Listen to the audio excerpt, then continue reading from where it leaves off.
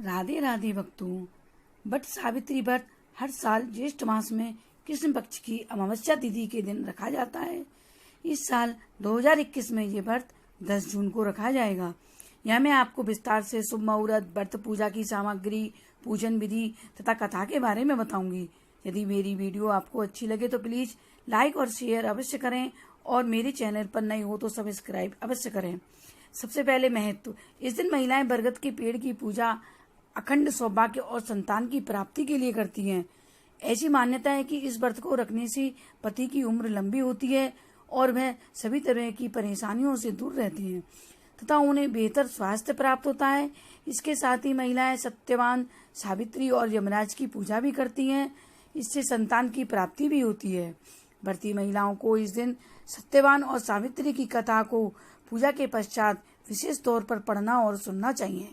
इस दिन सूर्य ग्रहण भी पड़ रहा है, परंतु ये भारत में आंशिक रूप से दिखाई देगा और ये ग्रहण दोपहर 1:42 पर शुरू होकर शाम 6:41 पर समाप्त होगा। और क्योंकि ये ग्रहण कई जगह पर भारत में दिखाई नहीं देगा, ऐसे में धार्मिक मान्यताओं के अनुसार इसका सूतक काल मान्य नहीं होगा। अब हम बात करते हैं शुभ मुहूर्त की। इस बार सावित्री का व्रत 10 जून को मनाया जाएगा। अमावस्या तिथि 9 जून को दोपहर 1:57 पर प्रारंभ होगी, जो कि अगले दिन 10 जून को दोपहर 4:20 पर समाप्त होगी। इसलिए 10 जून को पूरे दिन अमावस्या मानी जाएगी। व्रत का पारण 11 जून 2021 दिन शुक्रवार रहेगा।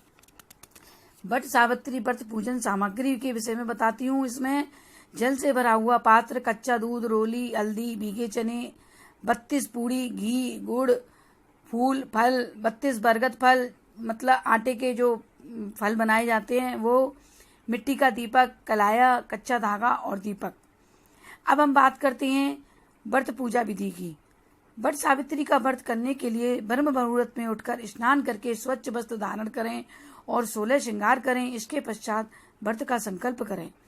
तत्पश्चात व्रती महिलाएं पूजा की थाली लगाकर वृक्ष पूजन के लिए जाएं। यदि किसी कारणवश जाना संभव ना हो तो घर पर ही एक दिन पहले पीपल और बड़ के पेड़ की टहनी मंगाकर गमले में लगा लें। सर्वप्रथम पूजा से पहले सतिया काटकर घी का दीपक जलाएं, क्योंकि अग्नि हमारी पूजा की साक्षी होती है। इसके बाद जल और कच्चा दूध चढ़ाकर हल्दी, रोली और भीगे चने से पूजा करें। इसके पश्चात फल और मिठाई चढ़ाएं और दक्षिणा चढ़ाकर वट वृक्ष पर कच्चे धागे और कलाए को 16 बार वट वृक्ष के चारों ओर लपेटते हुए परिक्रमा करें। प्रत्येक परिक्रमा के बाद एक भीगा हुआ चना वट वृक्ष पर चढ़ाएं। इसके पश्चात आरती करें। पूजा के पश्चात सत्यवान सावित्री की कथा सुने। साथ में गणेश जी की कहानी भी अवश्य करें।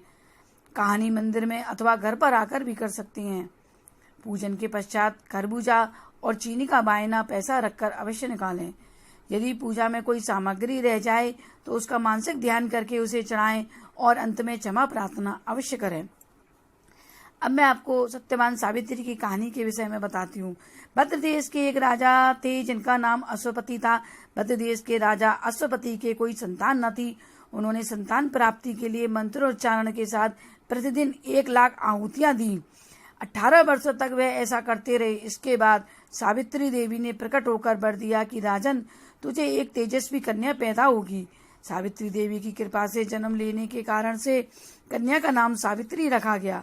कन्या बड़ी होकर बेहद रूपवान हुई। योग्य वर न मिलने की वजह से सावित्री के पिता दुखी थे।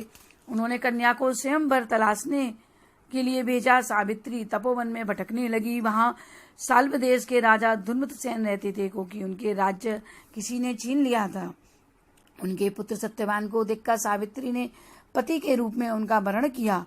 नारद जी को जब ये पता चला तो वह सावित्री के पिता अश्वपति के पास पहुंचे और कहा कि हे राजन, ये क्या कर रहे हैं आप? सत्यवान गुणवान है, धर्मात्मा है और बलवान भी है, पर इसकी आयु बहुत छोटी है। वह अल्प आयु है। 1 वर्ष के बाद ही इसकी मृत्यु हो जाएगी। नारद जी की बात सुनकर राजा अश्वपति चिंता में डूब गए और सावित्री से कहा, पुत्री, तुमने जिस राजकुमार को अपने वर के रूप में चुना है वह अल्प आयु है। तुम्हें किसी और को अपना जीवन साथी बनाना चाहिए। इस पर सावित्री ने कहा कि पिताजी, आर्य कन्याएं अपने पति का एक बार ही वरण करती हैं। राजा एक बार ही आज्ञा देता है और पंडित एक बार ही प्रतिज्ञा करते हैं और कन्यादान भी एक बार ही किया जाता है।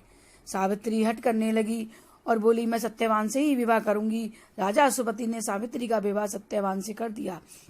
सावित्री अपने ससुराल पहुंचते ही सास ससुर की सेवा करने लगी। समय बीतता चला गया। नारद मुनि ने पहले ही सावित्री को सत्यवान की मृत्यु का दिन बता दिया था। वह दिन जैसे जैसे करीब आने लगा, सावित्री अधीर रोने लगी। उन्होंने 3 दिन पहले से ही उपवास शुरू कर दिया। नारद मुनि द्वारा कथित निश्चित तिथि पर पितरों का पूजन किया। हर दिन की तरह सत्यवान उस दिन भी लकड़ी काटने जंगल चले गए। साथ में सावित्री भी चली गई। जंगल में पहुंचकर सत्यवान लकड़ी काटने के लिए एक पेड़ पर चढ़ गए। तभी उनके सिर में तेज दर्द होने लगा। दर्द से व्याकुल सत्यवान पेड़ से नीचे उतर गए। सावित्री अपना भविष्य समझ गई। सत्यवान के सिर को गोदी में रखकर सावित्री सत्यवान का सिर सहलाने लगी। तभी वहां यमराज आते दिखे। यमराज अपने साथ सत्यवान को ले जाने लगे। सावित्री भी उनके पीछे पीछे चल पड़ी। यमराज ने सावित्री को समझाने की कोशिश की कि यही विधि का विधान है, लेकिन सावित्री नहीं मानी। सावित्री की निष्ठा और परायणता को देखकर यमराज ने सावित्री से कहा कि हे देवी, तुम धन्य हो, तुम मुझसे कोई भी वरदान मांगो। सावित्री ने कहा कि मेरे सास ससुर वनवासी और अंधे हैं, उन्हें आप दिव्य ज्योति प्रदान करें। यमराज ने कहा कि ऐसा ही होगा, जाओ अब लौट जाओ। लेकिन सावित्री अपने पति सत्यवान के पीछे पीछे चलती रही।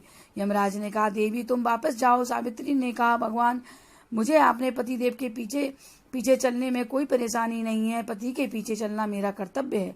यह सुनकर उन्होंने फिर से उसे एक और वर मांगने को कहा। सावित्री बोली, हमारे ससुर का राज्य छिन गया है, उसे पुनः वापस दिला दें। यमराज ने सावित्री को यह वरदान भी दे दिया और कहा, अब तुम लौट जाओ। लेकिन सावित्री पीछे पीछे चलती रही। यमराज ने सावित्री को तीसरा वरदान मांगने को कहा। इस पर सावित्री ने 100 संतानों और सौभाग्य का वरदान मांगा। यमराज ने यह वरदान भी सावित्री को दे दिया। सावित्री फिर यमराज के पीछे पीछे चलने लगी। इस पर नाराज होकर यमराज ने कहा, तुम अभी भी पीछे पीछे आ रही हो। इस पर सावित्री ने कहा, प्रभु, मैं एक पतिव्रता पत्नी हूँ और आपने मुझे पुत्रवती होने का आशीर्वाद दिया है। यह सुनकर यमराज को सत्यवान के प्राण छोड़ने पड़े। यमराज अंतर्ध्यान हो गए और सावित्री उसी वटवृक्ष के पास गई जहाँ उसके पति का मृत शरीर पड़ा था। सत्यवान जीवंत हो गए और दोनों खुशी खुशी अपने राज्य की तरफ चल पड़े। दोनों जब घर पहुंचे तो देखा कि माता पिता को दिव्य ज्योति प्राप्त हो गई है। इस प्रकार सावित्री सत्यवान ने चिरकाल तक राज सुख भोगते रहे। जैसे सावित्री के पति के प्राणों की रक्षा हुई और उन्हें चिरायु प्राप्त हुई, वैसा सभी के साथ हो। राधे राधे।